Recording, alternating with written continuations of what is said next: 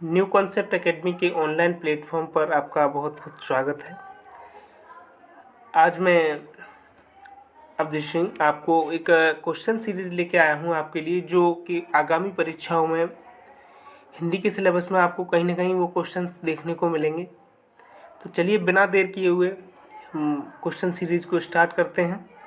और हमारा पहला क्वेश्चन है, तद्भव शब्द बने हैं हिंदी के मूल शब्दों से, विदेशी शब्दों से, उर्दू शब्दों में बदलाव से, या संस्कृत शब्दों के कुछ बदलाव से। देखिएगा, तत्सम शब्दों की अगर हम बात करें तो तत्सम शब्द वे शब्द कहलाते हैं जो संस्कृत भाषा से जितने तो हिंदी भाषा में प्रयोग किए जाते हैं तत्सम कहलाते हैं। तद्भव शब्द वे होते हैं जो संस्कृत शब्दों के कुछ बदलाव से हिंदी में प्रयोग किए जाते हैं, तत्सम शब्द कहलाते हैं। तो इसका सही उत्तर होगा हमारा ऑप्शन डी।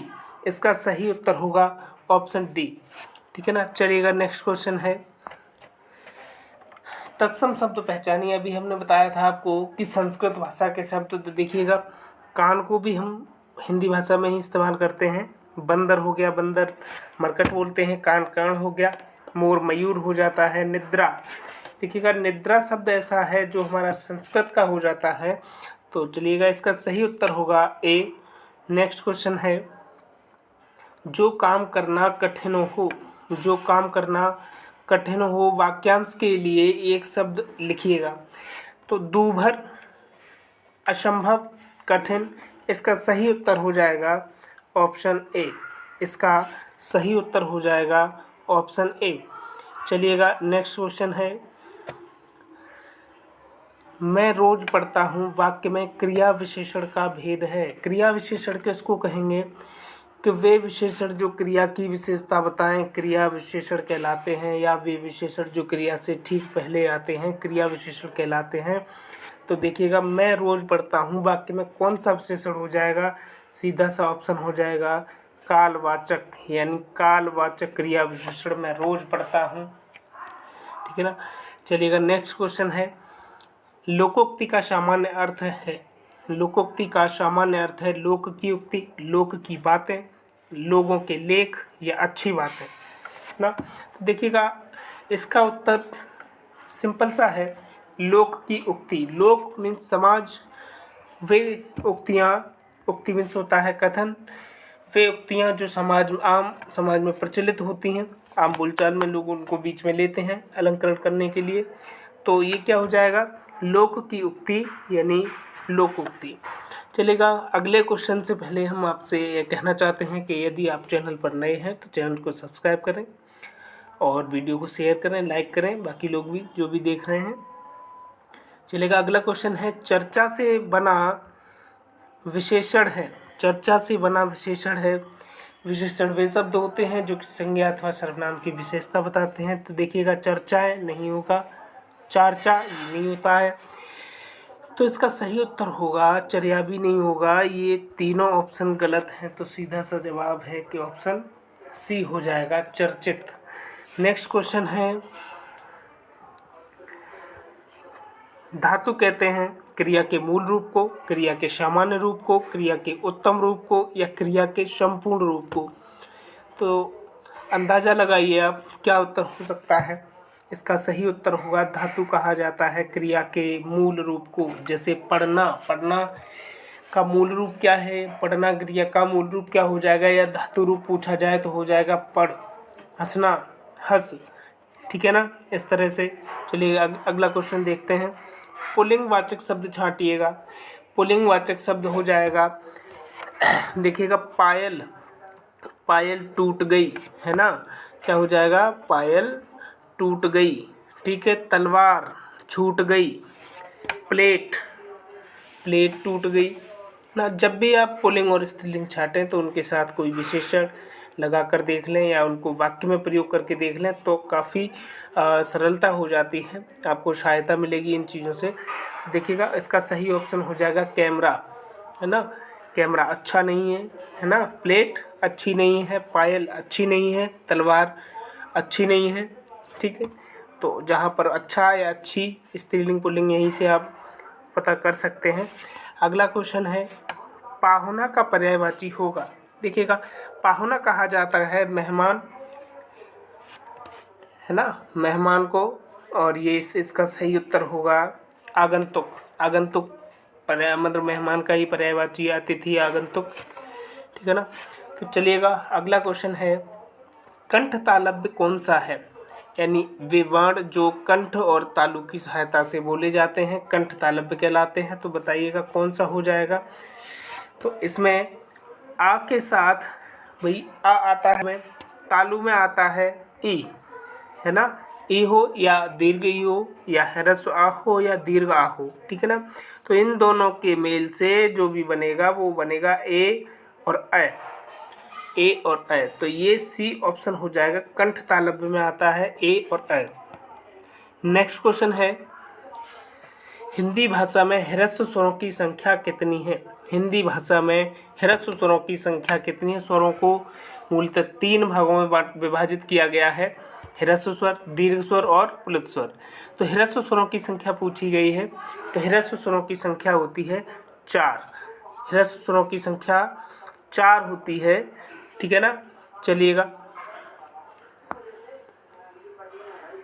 मैं बता दूं 4 कौन सी होती है। आ, ए, ओ और रे, ठीक है। ये ह्रस्व स्वरों की संख्या, इनको हम मूल स्वर भी कहते हैं। तो नेक्स्ट क्वेश्चन है, सभी महाप्राण वर्णों वाला वर्ग है। सभी महाप्राण वर्णों वाला वर्ग है। देखिएगा महाप्राण होता है प्रत्येक वर्ग का दूसरा वर्ण और चौथा वर्ण, प्रत्येक वर्ग का दूसरा वर्ण और चौथा वर्ण। तो देखिएगा ख का वर्ग का दूसरा वर्ण हो जाएगा, ये भी क्या है, दूसरा वर्ण है। च छ ये भी दूसरा है। ट ठ ये भी दूसरा है। ये इधर देख लें, ध त थ द ध, त थ द ध चौथा हो जाएगा, ठीक है। च पहला हो जाएगा, ये यहीं से ऑप्शन कैंसिल हो जाता है। देखिएगा पा फा ये 5वां हो जाएगा माँ, तो ये भी कैंसिल हो जाएगा। ये देखिएगा या ये भी लास्ट आता है, द त थ द ये तीसरा आएगा, तो ये भी कैंसिल हो जाएगा। सही ऑप्शन हमारा होगा ए, यानी प्रत्येक वर्ग का दूसरा वर्ण और चौथा वर्ण महाप्राण कहलाता है। नेक्स्ट क्वेश्चन देखेंगे, सभी स्पर्श व्यंजन कौन से वर्ग में है? सभी स्पर्श व्यंजन कौन से वर्ग में है? स्पर्श यानी का वर्ग से लेकर वर्ग का यानी प्रत्येक वर्ण, ये पांचों वर्गों का प्रत्येक वर्ण जैसे का से लेकर माँ तक स्पर्श व्यंजन कहलाते हैं। तो पूछा है सभी स्पर्श व्यंजन वर्गों कौन से वर्ग में है? 4 ऑप्शन दिए हुए हैं, उसमें आपसे पूछा हुआ है कि चारों ऑप्शनों में जो 4 वर्ण दिए हुए हैं, ऐसे 4 वर्ण कौन से हैं जो पूरे स्पर्श व्यंजन के वर्ण हैं। तो देखिएगा क र ल का भी आता है वर्गीय व्यंजन में, रा नहीं आता है, ला या र ला ये अलग हो जाता है, हा भी अलग हो जाएगा, हा उस में आ जाएगा, ठीक है। ये अंतस्थ में आएंगे दोनों, तो ये तो कैंसिल हो जाएगा। नेक्स्ट देखेंगे या ये भी अंतस्थ में आता है, ये उस में आता है, शा तो ये भी नहीं होगा।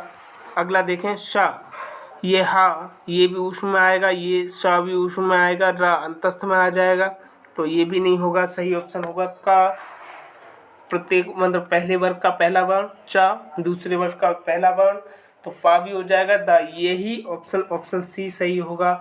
यानी प्रत्येक ये स्पर्श व्यंजन ऐसा प्रत्येक वर्ण है जो स्पर्श व्यंजन में है। नेक्स्ट क्वेश्चन देखेंगे, अत्युक्ति में संधि है। अत्युक्ति में कौन सी संधि है? तो इसमें सही इसका उत्तर है यड़ संधि। इसका सही उत्तर हो जाएगा यड़ संधि। देखिएगा जब कोई 2 भिन्न स्वर मिलते हैं, जैसे इसका सही विच्छेद होगा अत्य और उक्ति। अत्य और उक्ति, इधर से ए मिलेगा और इधर से उ मिलेगा, तो मिलकर दोनों बनाएंगे या, ठीक है। तो ये से हो जाएगा ई मिलकर बनाती है या, और उ का स्वर लग जाएगा तो हो जाएगा अत्युक्त। तो इसका सही उत्तर हो जाएगा यड़ संधि। नेक्स्ट क्वेश्चन है,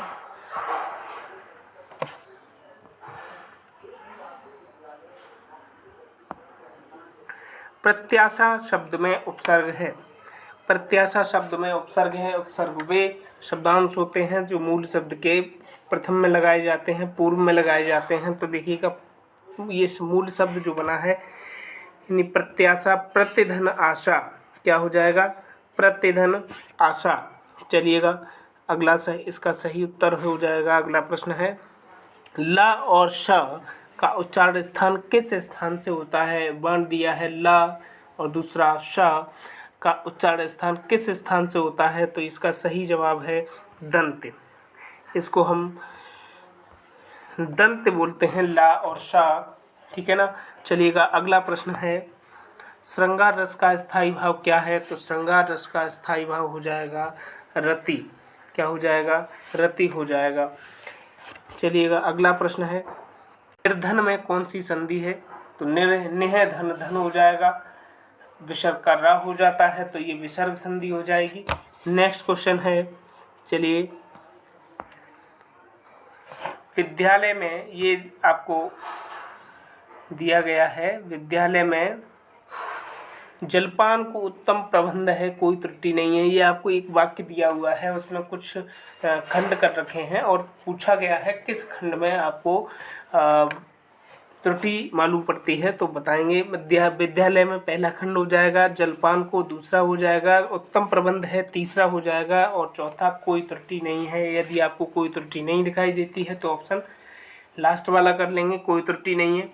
तो देखिएगा सही से अगर इसको सेट किया जाए तो विद्यालय में जलपान का उत्तम प्रबंध है, तो मतलब हमारे कहने का तात्पर्य है विद्यालय में जलपान का, यहाँ को की जगह क्या होना चाहिए था? का होना चाहिए था। तो सेक्शन हमारा ये हो जाएगा जलपान का, तो सही उत्तर हो जाएगा बी, यानी जलपान को की जगह जलपान का होना चाहिए। अगला प्रश्न है मुझे रेलगाड़ी में यात्रा करना अच्छी लगती है, कोई त्रुटि नहीं। ये भी ऊपर वाले की क्वेश्चन की तरह है।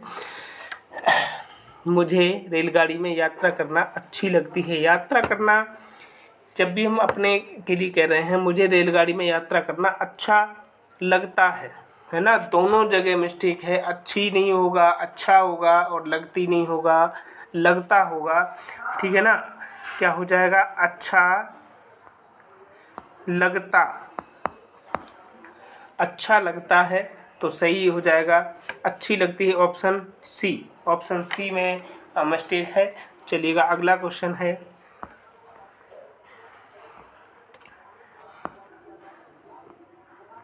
निम्नलिखित में से कौन सा शब्द तत्सम है? ये इस क्वेश्चन सीरीज का आखिरी क्वेश्चन है। निम्नलिखित में से कौन सा शब्द तत्सम है? देखिएगा आग, आज, आँख, अग्र, हमने पहले भी क्वेश्चन में कराए हैं तत्सम तद्भव, तो उसी हिसाब से बताना है। आज भी तद्भव हो जाएगा, आग भी हो जाएगा, आग का अग्नि हो जाता है ना। तो क्या हो जाएगा? सीधा सा तत्सम शब्द यानी संस्कृत के शब्द। और वीडियो अच्छी लगी हो तो लाइक करें, शेयर करें, कमेंट करें। धन्यवाद।